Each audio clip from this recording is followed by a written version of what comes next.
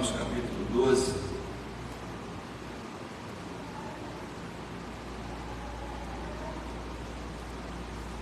E como vimos na semana anterior, no estudo anterior, a gente entrou na parte prática da carta, onde o próprio apóstolo Paulo fala, diante de tudo que Deus fez por nós, então agora nós temos que viver de acordo. E hoje nós vamos ver como o cristão deve viver, se a gente conseguir chegar até lá, do verso 1 ao 8. São 8 itens aqui que o apóstolo Paulo explica, do 1 ao 8, sobre como devemos viver nossa vida cristã. No versículo 1, a primeira coisa que ele fala, que a gente já viu, né? O cristão precisa viver dedicando-se a Deus. Verso 1: rogo-vos, pois, irmãos, pela compaixão de Deus, que apresentem o seu corpo em sacrifício vivo, santo e agradável a Deus, que é o seu culto racional. Já vimos esse texto, e o que o Senhor quer, em primeiríssimo lugar, que a gente se dedique a Ele, que a gente se consagre a Ele, que a gente coloque a nossa vida no altar dEle, para que Ele faça o que Ele desejar, que a gente ofereça o nosso corpo, nosso ser a Ele, e para a glória dEle. E Ele coloca a situação como se fosse naquela linguagem de sacrifício, de oferta, que era feito no Velho Testamento. Nós devemos ofertar nossas vidas em sacrifício ao Senhor. Em primeiro lugar, isso é a primeira exortação da parte prática, e eu falei que talvez seja uma ou talvez a exortação mais importante da Escritura em relação à vida cristã. Nós temos que viver para Deus. Essa é a resposta que damos pela compaixão que Ele teve por nós, pela grande salvação que Ele nos conquistou através do sangue do Seu Filho. A nossa resposta é: vou viver para Ti, em sacrifício, em oferta no Teu altar. Se um cristão não é consagrado ou não está consagrado, é uma contradição, porque o cristão deve ser consagrado. Ele é santo ao Senhor. Ele foi escolhido e separado por Deus, e assim ele deve viver. Agora, em segundo lugar, o apóstolo vai colocar aqui duas maneiras com que essa consagração pode ser efetuada. Então, como o cristão deve viver? Segundo, rejeitando o mundo. Verso 2: e não se conformem com esse mundo. Não se conformem com esse mundo. Por quê? Porque o mundo jaz maligno, o mundo está nas trevas, nós estamos na luz, nós estamos no reino de Deus, o mundo está no reino maligno. O mundo faz uma completa oposição a tudo aquilo que é de Deus, e se nós não nos livrarmos da influência do mundo, nós não conseguiremos consagrar as nossas vidas, simplesmente isso. Então Paulo fala: não se conforme com esse mundo, e esse conformar aqui não significa fique aborrecido com o mundo, fique com raiva do mundo. A palavra conformar não quer dizer isso. Conformar quer dizer tomar a forma. Você não pode, algumas Bíblias traduzem assim, você não pode se amoldar ao mundo. Você não pode viver de acordo com os padrões desse mundo, porque esse mundo ensina os seus habitantes a buscarem a felicidade sem Deus.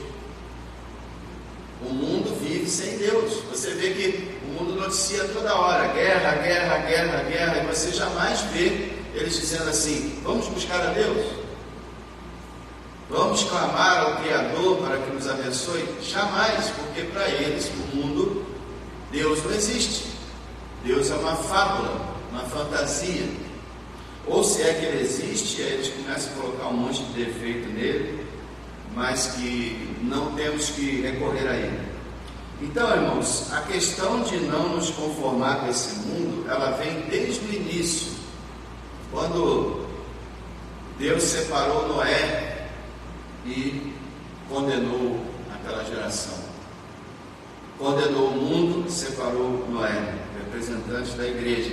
Quando Deus aparece a Abraão e fala: Abraão, sai da tua terra, da tua parentela e vai para a terra que eu te mostrarei. Sai do mundo. É o que Abraão estava falando.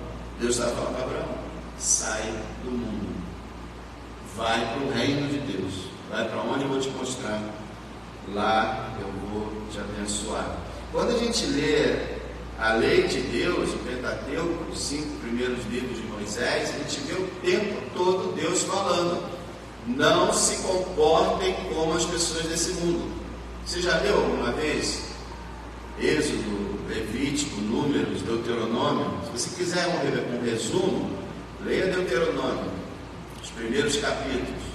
Deus falando o tempo todo: vocês vão entrar numa terra que pertence a outros povos, vocês não vão praticar o que eles praticam, vocês não vão viver como eles, vocês serão um povo santo. Então a questão de rejeitar o mundo já vem desde o início. E não é não rejeitar as pessoas do mundo, tá? É rejeitar o pecado que no mundo está.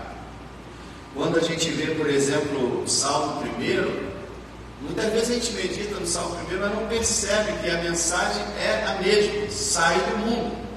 Bem-aventurado o homem que não anda segundo o conselho dos ímpios, nem se detém no caminho dos pecadores, nem se assenta à roda dos escarnecedores. O que é isso?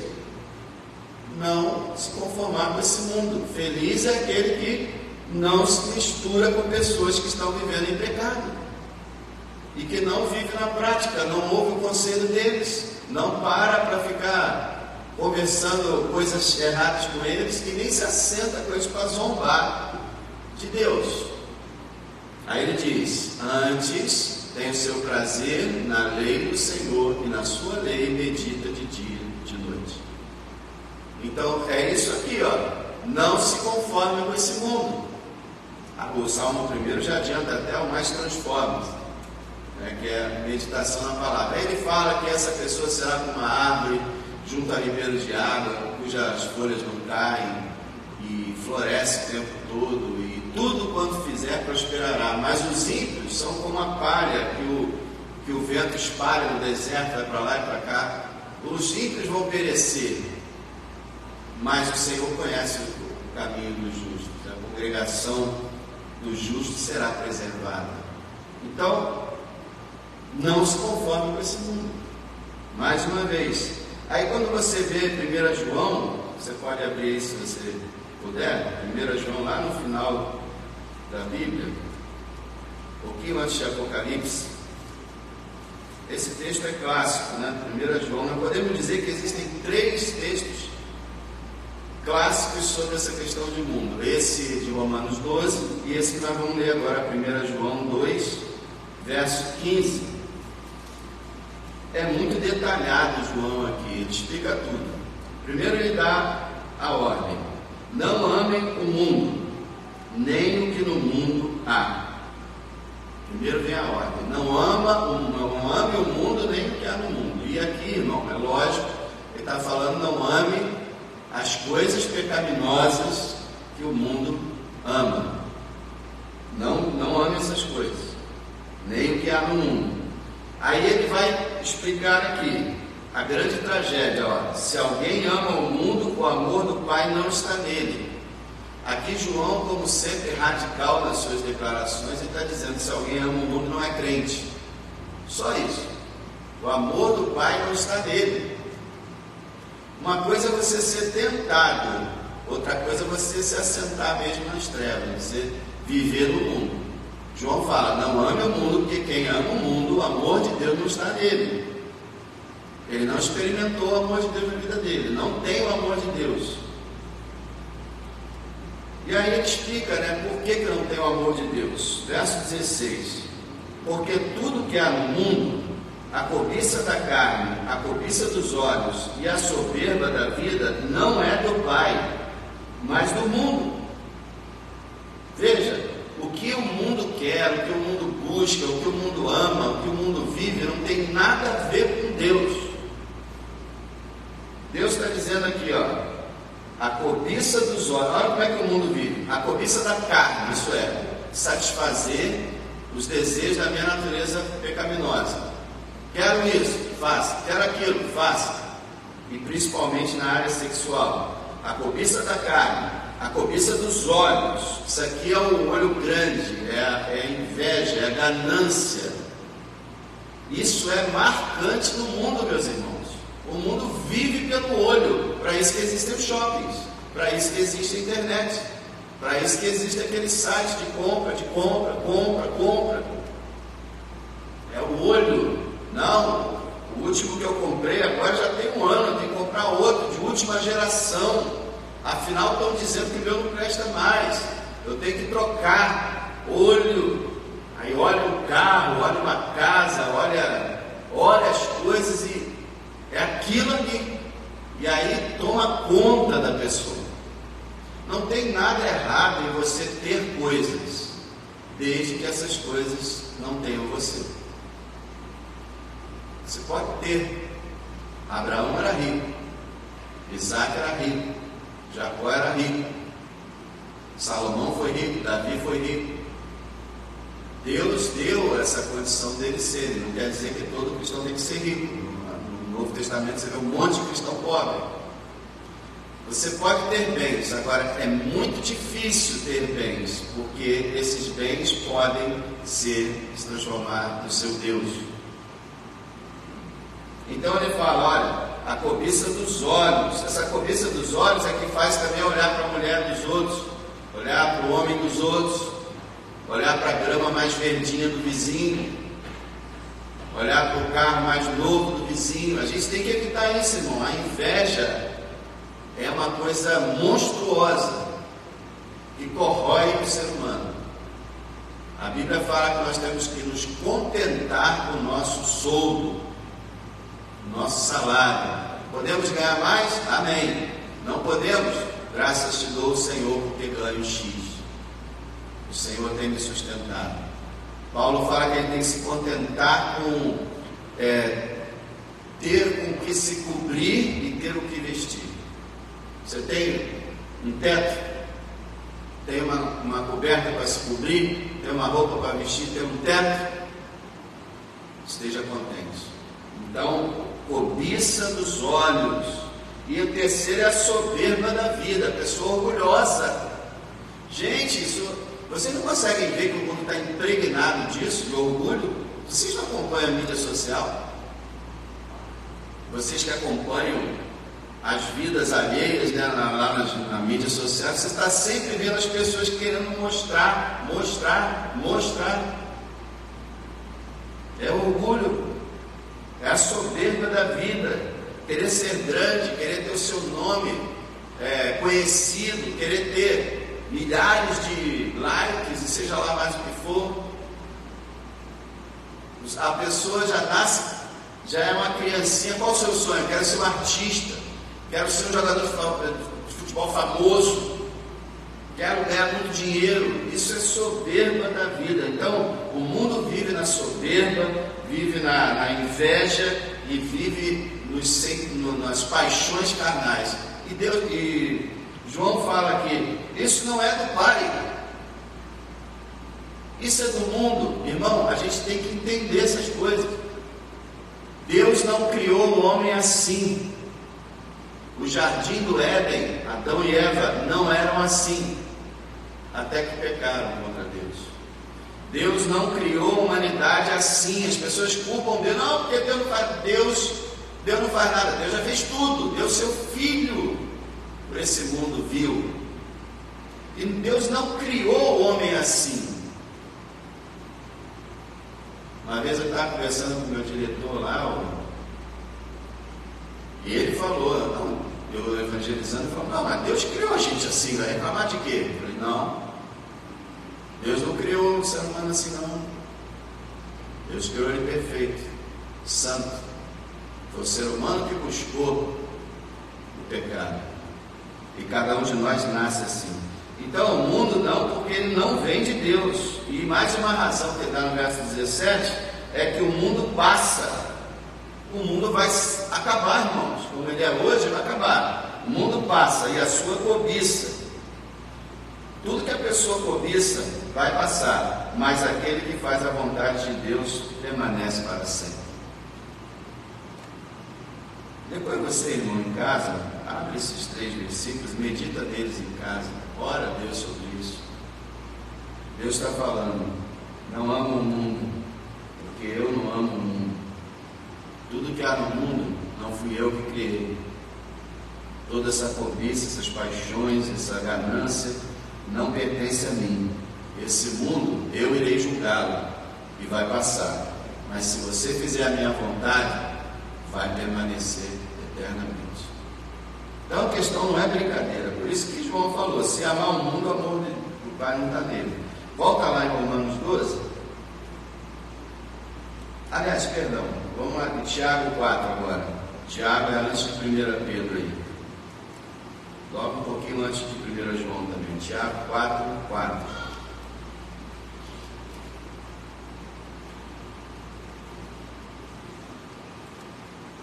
Adúlteros e adúlteras. A ideia aqui não é adúltero de casamento, não, no sentido de infiéis.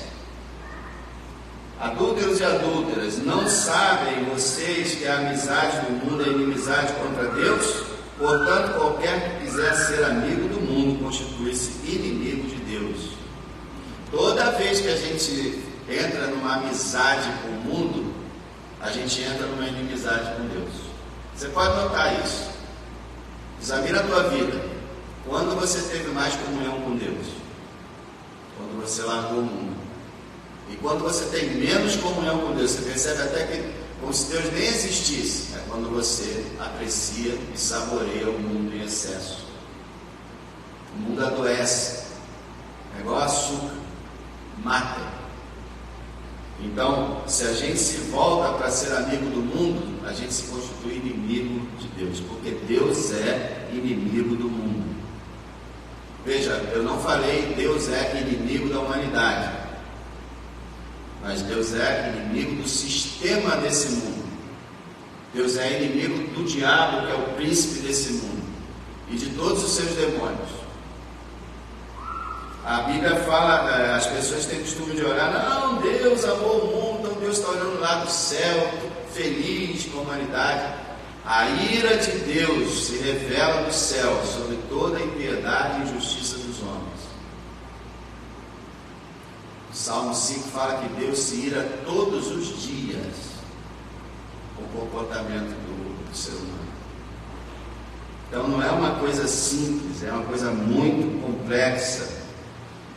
Vamos voltar então a Romanos 12 e só mostrando para você que o último versículo de 1 João é: filhinhos, guardai-vos dos ídolos. O que são os ídolos? Aquilo que está no mundo. Você ama o mundo, acha seus ídolos no mundo e você se corrompe por eles. João termina sua carta dizendo: irmãos, filhinhos, guardem-se do maligno.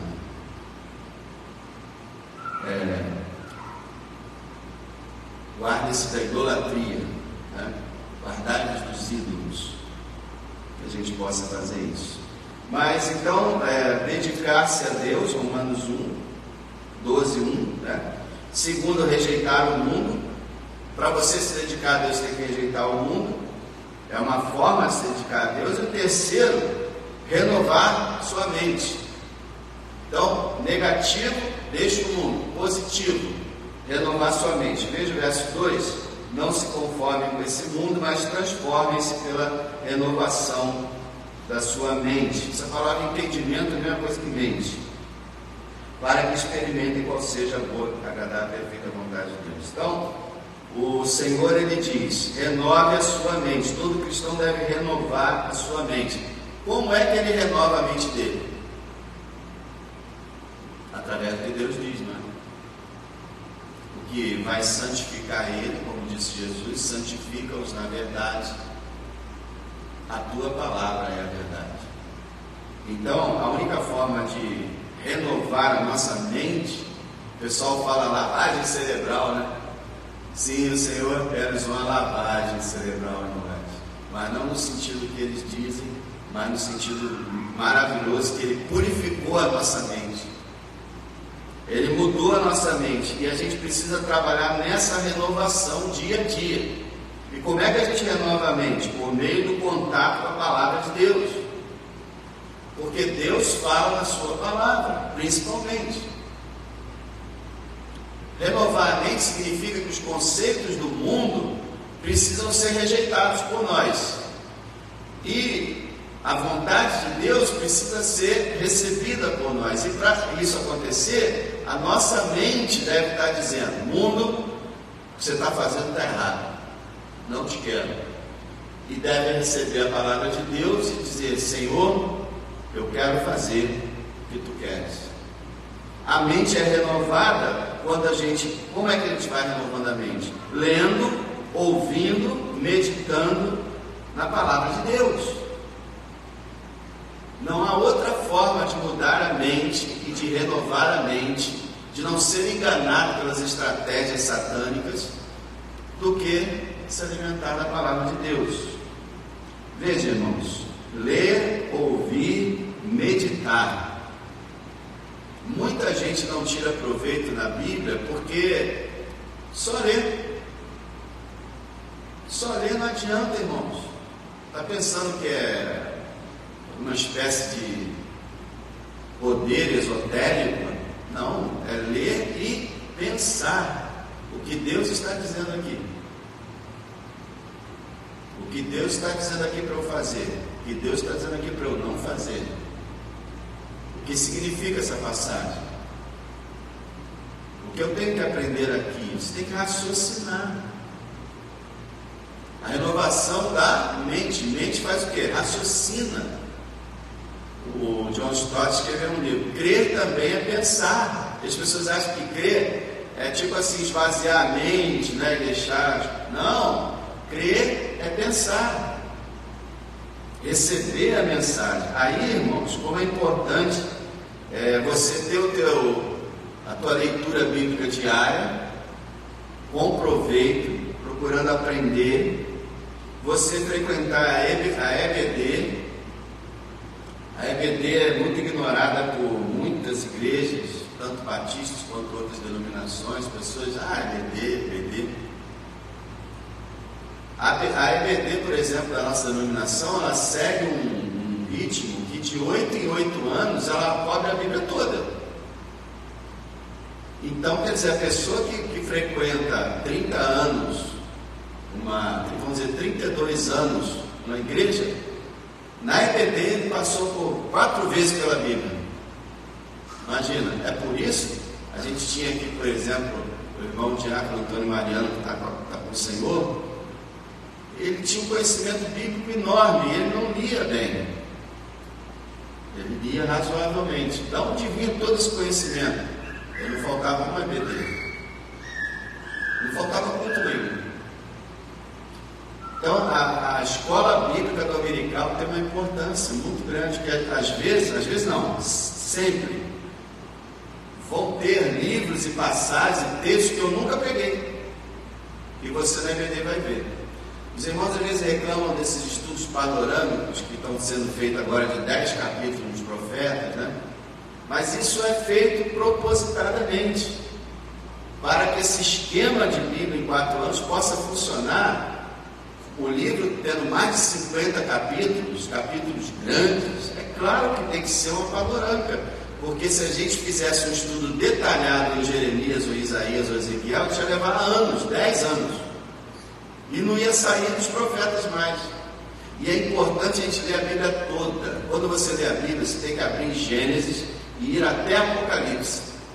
E depois voltar de novo. Gênesis, Apocalipse. Gênesis, Apocalipse. Não é ficar abrindo a Bíblia onde você quer e lendo tua passagem predileta. Você precisa conhecer toda a Escritura, porque toda ela é inspirada. Então, os professores não desanimem, não é difícil, mas façam isso. Dei uma ideia geral do capítulo, daquela passagem, porque essa é a intenção. Nós temos uma espécie de leitura macro e leitura micro. Você pode ler, fazer uma leitura assim mais em geral, para conhecer a Bíblia. E você pode fazer uma leitura mais detalhada, eu aconselho o seguinte: você está lendo, começou em Gênesis, você está lendo aquela leitura mais rápida para você pegar, por exemplo, em um ano ler a Escritura. Mas quando você se deparar com uma passagem que chamou a tua atenção, você anota ali, se puder dar uma parada já ali, começa a refletir, se não puder, anota ali, continua, depois volta, porque Deus está falando com você através daquela passagem. Mas aí você fez o seu estudo, que é separado da leitura, continua a leitura. Então o que acontece? De Gênesis a Apocalipse, Gênesis a Apocalipse, Gênesis a Apocalipse, Gênesis a Apocalipse. O que vai acontecer? Daqui a alguns anos, a Escritura vai estar na tua cabeça. Isso é maravilhoso. Eu lembro que eu passava por 1 e 2 Samuel, e tinha aqueles vários personagens na história do reinado de Davi, e eu nunca parei para decorar, então ficar números, Abissai, Abimeleque, tanto nome, esse que fez aquilo, esse que fez aquilo. Aí eu passava de novo, esse. Aí passava de novo esse. Com o tempo, foi ficando, foi guardando. Então é assim, leia a palavra com fartura, todos os dias, em oração, pedindo a Deus que você possa compreender a Escritura. Não só ter aquela palavra gostosa, que é bom, né? Mas a Bíblia não é só para você ter uma leitura gostosa, é para você ter uma leitura instrutiva também, edificante, no sentido de te fazer crescer, amadurecer. Todo crente deveria amar realmente a Bíblia, mas às vezes acontece o contrário. EBD, irmão, pregação. Nós hoje temos o privilégio de termos o YouTube para a gente assistir pregação à vontade. Agora toma cuidado só com quem você vai assistir. Toma cuidado com o que você ouve. Tem que ser conforme a Escritura. Tem que ser fiel à palavra. Não, quando você... É pena que muita gente não conhece a Escritura, mas quando você conhece, você percebe que a pessoa está saindo da Bíblia e está inventando alguma coisa, aí não adianta. E isso é muito bom. A gente tem... mensagens, vamos dizer, 3 por semana, mas a gente pode ter 7 por semana, só em casa, uma por dia.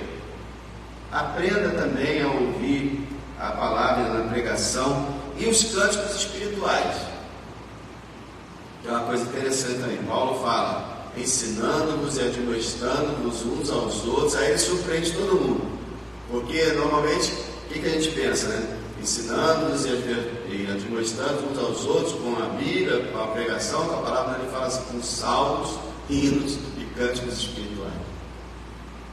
Colossenses e Efésios, Paulo fala isso. O que ele está dizendo?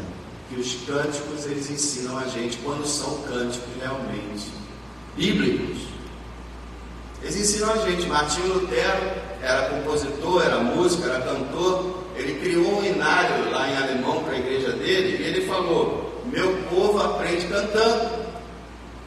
E é verdade, é o que o cantor cristão faz. Você vai cantando e vai aprendendo as doutrinas bíblicas. E é o que todo cântico que a gente canta hoje deve fazer. Nós devemos escolher o cântico não porque ele é gostoso, porque o ritmo é bacana, porque a gente sente uma coisinha boa quando a gente ouve. Não, a gente deve ver, ele nos ensina alguma coisa. Ele nos leva a adorar, ele nos leva a admirar o nosso Deus, ele nos ensina sobre santidade, sobre o que devemos ser e fazer. Então, até através da música na igreja, a gente aprende. Então, em segundo lugar, renovando a mente. Então, o Senhor está dizendo o seguinte, consagre-se a Deus. O que eu tenho que fazer? Deixar o mundo para trás e renovar minha mente. Aí eu vou conseguir me consagrar. Agora, se eu não deixar o mundo e não renovar minha mente, eu não vou consagrar coisa nenhuma. Eu vou ser aquilo que o pessoal chama de crente mundano, crente carnal, se isso é possível, de verdade. Então, meus irmãos, agora em quarto lugar, como deve ver o cristão, isso é uma consequência, né? Se você se dedica a Deus, rejeita o mundo, renova a sua mente, aí você vai experimentar, verso 2 no final, para que experimentem qual seja a boa, agradável e perfeita vontade de Deus. Você vai experimentar. O que significa isso aqui? Experimentar como é boa a vontade de Deus.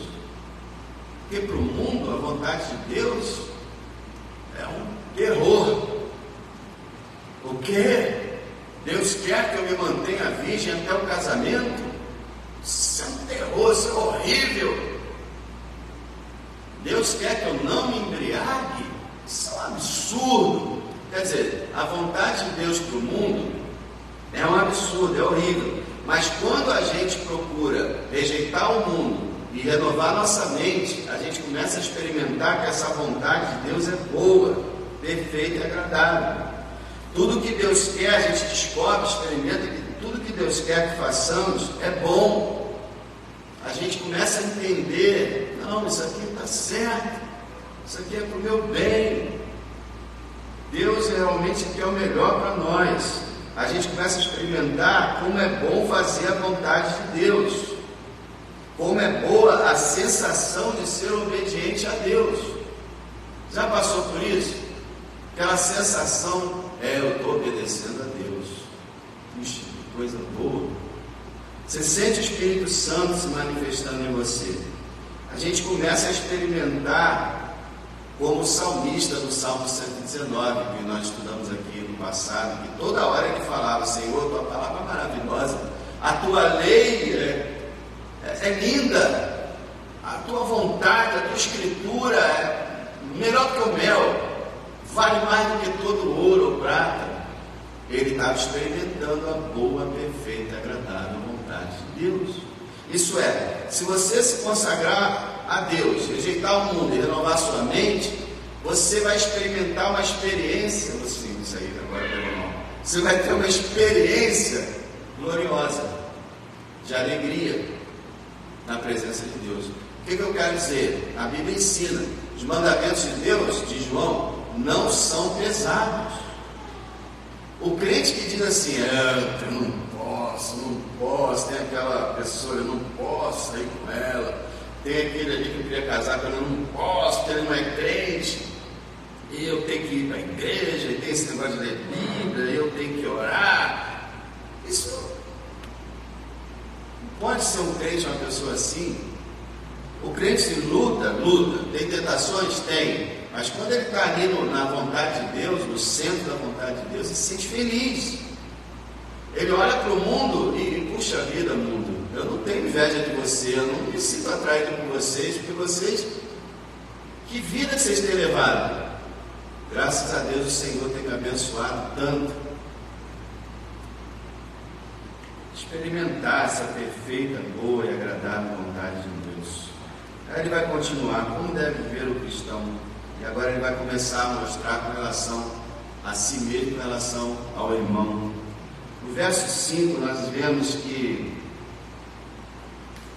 no verso 3, nós vemos que, em quinto lugar, o cristão vive em humildade. Olha o verso 3. Porque pela graça que me é dada, digo a cada um dentre vocês que não saibam mais do que convém saber, mas que saiba com temperança, conforme a medida da fé que Deus repartiu a cada um. Quando Paulo fala, digo a vocês, ele está dizendo assim, eu ordeno a vocês, pela graça que me foi dada. Quer dizer, Deus me deu essa graça de ser apóstolo e de ser o servo de Deus nessa terra, com autoridade apostólica para determinar o que a igreja deve fazer. Eu digo para cada um de vocês, não saiba mais do que convém saber, saiba com temperança, isso é com domínio próprio. O que ele está dizendo aqui é que a gente precisa ter uma visão própria com modéstia, que a gente não pode ser orgulhoso. Veja no verso 16 desse mesmo capítulo, sejam unânimes entre vocês, não ambicionando coisas altas, mas acomodem-se às humildes, não sejam sábios em si mesmos. Então Paulo está falando aqui, olha, cristão, você precisa cultivar a humildade. Você não pode se considerar superior aos seus irmãos. Você não pode achar que você é sábio por si mesmo. E a Bíblia fala, meus irmãos, sobre a humildade várias vezes. Por Por exemplo, a primeira bem-aventurança: bem-aventurados os pobres de espírito, porque deles é o reino do céu. Isso está falando sobre humildade. Isaías, Deus diz assim: num alto e santo e sublime lugar habito, e também no coração dos contritos e quebrantados. Quer dizer, eu sou o Altíssimo, que habito lá no alto, mas habito também no coração quebrantado. Salmo 51, coração quebrantado não recusarás, ó Deus. Isaías 66 fala uma coisa muito interessante. Ele fala: eu criei todas as coisas, a terra está aos meus pés, o céu é meu trono, eu fiz todas essas coisas. Mas olhe para quem olharei: para aquele que é quebrantado e que treme diante da minha palavra. Então a humildade é uma característica vital na vida de um cristão. Um cristão orgulhoso é uma contradição de termos. Um cristão não pode ser orgulhoso. Por isso que é estranho, às vezes a gente se depara por aí com um cristão orgulhoso, se comportando com orgulho. Isso é muito errado. Tudo que nós temos foi dado pela graça de Deus. Então não devemos pensar que somos superiores ou exclusivos. Realmente a gente precisa buscar humildade. Provérbios 3, versos 5 e verso 7 repete o que Paulo fala aqui: não sejam sábios em si mesmos, não confie no teu próprio entendimento. Isso faz parte de uma pessoa madura. Você já viu uma criança? Já viu as crianças? Criança bota: vem ver a minha roupa, não está linda? Eu não sou lindo. Olha o meu brinquedo, não é o melhor de todos. Imaturidade. A criança é imatura. O adulto, o cristão, não pode ser assim, chamando a atenção para si, procurando fazer as coisas para que as pessoas vejam. Nada disso, nada disso. Que a gente saiba, ter uma ideia do que nós somos, bem modesta, bem modesta. Essa é a ideia. Precisamos andar em humildade. E aí, em sexto lugar, o cristão precisa, cultivando essa humildade, perceber que tem que viver em harmonia com seus irmãos. Veja o verso 4 e 5. Porque assim como em um corpo temos muitos membros, e nem todos os membros têm a mesma operação, assim nós que somos muitos, somos um só corpo em Cristo, mas individualmente somos membros uns dos outros. Veja, ele usa a ilustração do corpo. Lembra quando ele fala lá em 1 Coríntios 12? Já pensou se o corpo todo fosse olho? Eu sou um olho gigante, um olho de 1,70 m aqui. Não seria bizarro se ele fosse todo pé, todo ouvido? Então a igreja é o corpo de Cristo, composto de vários membros diferentes. E Deus deu isso ele repartiu a cada um. Ele fala no final do verso 3, segundo a fé que lhes foi dada. Então Deus escolhe qual a parte que cada membro vai fazer no seu corpo. E a gente tem que entender que nós somos todos unidos em Cristo e que temos diferentes funções e diferentes dons. E que tudo que nós temos, irmãos, de capacidade para fazer alguma coisa na igreja do Senhor, é dom, é presente, dado por Deus. Paulo faz uma pergunta muito importante aos orgulhosos coríntios. Ele diz assim: o que você tem que não recebeu? Não é um absurdo as pessoas desse mundo aí pousando quase nuas, mostrando seu corpo? Aquilo não foi dado, não é deles. Deus deu. Porque eu sou uma pessoa muito inteligente. Quem deu esse cérebro? Que eu tenho um corpo. Quem deu esse corpo?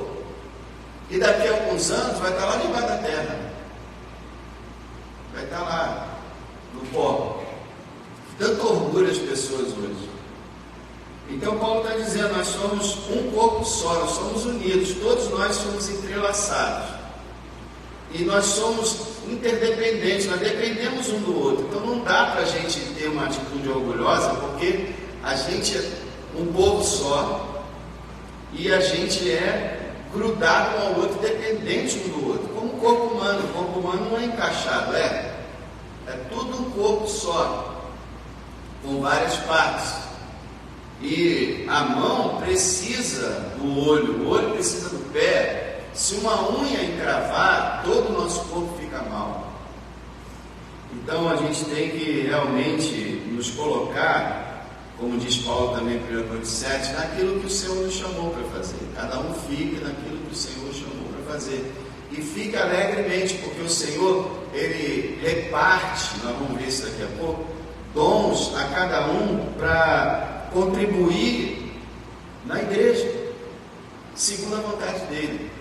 Outra coisa que a gente percebe é o seguinte: como a igreja tem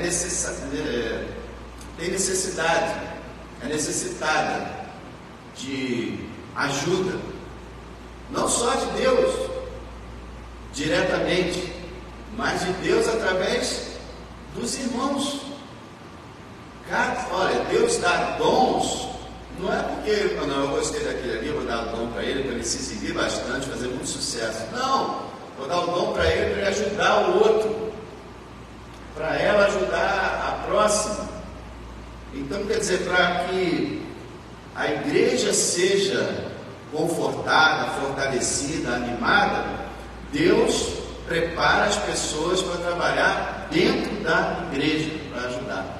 Uma coisa que a gente tem errado às vezes, a gente pensa sempre que a igreja tem que trabalhar, a gente pensa logo no evangelismo, né? Evangelismo. A igreja tem que trabalhar lá fora, a igreja tem que sair das quatro paredes. Sim, a igreja tem que trabalhar lá fora, mas tem que trabalhar aqui dentro também. Se a igreja estiver mal, o restante vai ficar mal. Por que a igreja no Brasil está tão ruim? Porque a igreja está corrompida, a igreja está doente. O mundo sabe disso. Qualquer pessoa inteligente percebe que esse movimento evangélico no Brasil, na sua maioria, é ganancioso, é lucrativo. As pessoas não são bobas. Então, primeiro a igreja precisa ser curada, a igreja precisa ser avivada, a igreja precisa se amar e se unir. Quando Jesus falou, se vocês se amarem, todos vão ver que vocês são meus, e as pessoas vão começar a se converter. Então não é só lá fora é muito importante, mas aqui dentro também é muito importante. Então Deus trabalha, a gente vai ver isso, nesse relacionamento interpessoal, um com o outro. Ninguém pode viver sozinho. Não podemos viver, não, eu cuido de mim, não, eu faço parte de um corpo, e você também. E todos nós estamos ligados. É isso que Paulo está dizendo. O orgulho, irmão, é satânico. Você sabe que o primeiro orgulho do pecado de Satanás foi o orgulho. Ele quis se assentar e ser como Deus. Então, o orgulho, ele bate a nossa porta, o orgulho está sempre conversando com a gente, e a gente precisa estar sempre dizendo para ele, não, para, não quero saber disso. Eu rejeito você, não vou te ouvir, não quero saber disso aí. O orgulho está sempre bajulando a gente. E Paulo então ele fala que nós precisamos, em sétimo lugar, entender que os dons que nós temos são dádivas de Deus. Olha o verso 6. De modo que tendo diferentes dons, segundo a graça que nos é dada. Os dons são diferentes, nós vamos ver alguns deles aqui, e eles são dados pela graça de Deus. A gente merece alguma coisa que a gente recebeu? Nenhum. O dom que a gente recebeu foi para nos beneficiar? Não, é para beneficiar o próximo, o irmão. O problema é que nós estamos sempre com as nossas lentes voltadas para dentro de nós mesmos. Nós queremos aplausos, nós queremos congratulações, nós queremos isso e aquilo, olhamos para nós, quando devemos estar olhando para o próximo e nos esforçando para ajudar o próximo. Como os irmãos falam às vezes, a igreja é mais do que uma frequência. A igreja deveria ser um relacionamento íntimo, pessoal, dos irmãos. Não é só uma frequência. Então muita coisa precisa melhorar, e melhora à medida que cada irmão, com o dom que Deus lhe deu, resolve atuar não para si, mas para o próximo. A ideia é mais ou menos aquela ideia de você recebe um presente.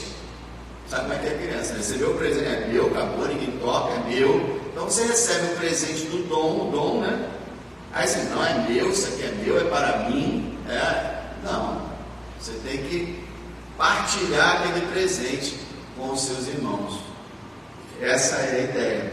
Então, em último lugar, o cristão deve viver exercendo seus dons com dedicação e fidelidade.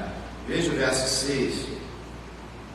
De modo que, tendo diferentes dons, segundo a graça que nos é dada, e agora ele vai citar 8 dons, mas existem muitos outros, tá? Existem muitos dons de Deus, do Espírito. Primeiro aqui que ele fala profecia. Se é profecia, seja ela a segunda medida da fé. Eu não vou ter tempo agora de explicar detalhadamente um por um, mas a ideia da profecia, a maioria dos estudiosos acreditam que era aquele pregador extemporâneo, aquele pregador, porque na época do primeiro século a Bíblia não estava na mão da igreja. Cada igreja tinha um pedacinho, não tinha um cano na mão deles. Então eles falavam por inspiração de Deus, trazendo as doutrinas bíblicas, ensinando o povo, às vezes predizendo alguma coisa no futuro, como profetas de Deus. Existiam profetas no Novo Testamento. Hoje os profetas podem ser bem os pregadores, aqueles que trazem a palavra, não tanto mais agora trazendo novidades, porque a Bíblia está na nossa mão. A gente não precisa de novas doutrinas. Pode ser que Deus use alguém para prever o futuro? Pode, é possível. Mas a gente não deve trabalhar dependendo disso, mas dependendo principalmente da palavra de Deus. Então, se a pessoa tem esse dom da profecia, que faça segundo a medida da fé. Ele diz, que faça conforme a sua fé. Verso 7, se é ministério, seja em ministrar. Ministério aqui é diaconia. Lembrando que domingo foi comemorado, o dia dos diáconos batistas, e aqui ele está falando de servir. Diácono significa servir. Talvez Paulo estivesse lembrando dos diáconos. Mas então ele está dizendo, aquele que é diácono, ou aquele que quer servir, de qualquer forma que seja, que aqui não está especificado. Você achou que a igreja não está bem, você quer pegar uma vassoura e ajudar a irmã Eliane. Você está fazendo um serviço. Qualquer serviço. Se alguém quer servir, quer ministrar, que seja ministrar. Faça isso bem. Continua o verso 7. Se é ensinar, haja dedicação ao ensino. O ensino aqui já é mais na questão da interpretação da Escritura, da EBD, por exemplo, da quarta-feira. Embora toda a mensagem deve ensinar, mas tem alguns estudos que são especificamente para ensinar. E existem pessoas que têm o dom do ensino. Os irmãos professores da EBD têm esse dom e o usam. Então Paulo está dizendo, se você ensina, haja dedicação ao ensino. Procure conhecer a Escritura, procure, como os irmãos fazem, estudar o texto que vão falar na semana. E o pastor e todos os pregadores também devem se esmerar para pregar corretamente, para realmente trazer uma mensagem edificante. Então, aquele que ensina, haja dedicação ao ensino. O ensino é fundamental no mundo, o ensino secular, e muito mais ainda na igreja. O ensino, irmão, é pelo ensino que a gente cresce. Efésios 4, Paulo fala isso. Que Deus, Cristo deu uns para apóstolos, profetas, evangelistas, mestres, doutores, para o aperfeiçoamento dos santos, para que eles cheguem à plena estatura de Cristo. Então é através do ensino que a pessoa vai crescendo. Aí ele fala no verso 8, ou que exorta, use esse dom em exortar. Essa palavra exortar, ela é muito complexa e ela às vezes traz uma certa dúvida. Mas aqui não traz não, porque a palavra vem lá do paráclito, paracleia, vem do Paráclito, que é a ideia do Espírito Santo, lembra? O Espírito Santo é o Paráclito. Então, quando vem essa palavra, ele está dizendo aquele dom de encorajar a pessoa. Porque essa palavra exortar, no português, tanto significa encorajar e animar, quanto repreender, corrigir. Então, depende muito, mas aqui o dom parece que é animar as pessoas, encorajar as pessoas. Isso é, Paulo fala, aquele que tem o dom de animar o seu irmão, que faça isso, que exorte, use esse dom a exortar. Essa exortação pode ser através de uma mensagem, mas também pode ser através de uma conversa. Pode ser através até de uma mão no ombro, um abraço, um olhar, um carinho. Irmão, continua firme, vai nessa sua fé, varão valoroso, o Senhor é contigo. Exortar aqui no sentido de animar, encorajar as pessoas. Irmão, não precisa ser pregador para fazer isso. Você encontrar um irmão assim, cabisbaixo, triste, você pode ir a ele e falar uma palavra abençoadora para ele. Isso é muito bom, é um dom. Quem tem esse dom, exerça. E aí ele fala, no verso 8, o que reparte, faça-o com liberalidade. É outro dom aqui, de fazer o quê? Ajudar, repartir com o necessitado, é contribuir com a igreja, com uma família, com os irmãos. É aquele que tem condição e doa, até mesmo se não tiver. Lembra da viúva pobre que deu as 2 moedas que ela tinha? Então, quem tem esse dom de dar, de repartir, faça-o com generosidade. Liberalidade é ser generoso. Teu coração está te dizendo para você ajudar uma pessoa, ajude. Porque, irmão, nós não vamos levar nada para o caixão. Para que ficar guardando? Paulo fala que tem que trabalhar fazendo com as mãos o que é bom para que ajude o necessitado. Então, se você tem esse dom, faça com generosidade. Aí ele fala, o que preside, essa ideia aqui é o que lidera, né? O líder, os líderes, com cuidado, com zelo, com dedicação. Quer dizer, os líderes em todas as áreas devem liderar com cuidado e com zelo, com dedicação, fazer a coisa realmente com esforço. E no final aqui ele fala, o que exercita a misericórdia com alegria. Esse exercício de misericórdia pode ser, por exemplo, uma visita para Renato. Só que ele fala, faça isso com alegria. Você tem esse dom de visitar, de ajudar, de confortar, de consolar, faça com alegria. Você precisa demonstrar confiança para a pessoa. Você não pode chegar lá para visitar uma pessoa que está precisando de ajuda com a cara triste, depressivo, desanimado. Não, você tem que estar com alegria. Paulo fala, faça isso com alegria.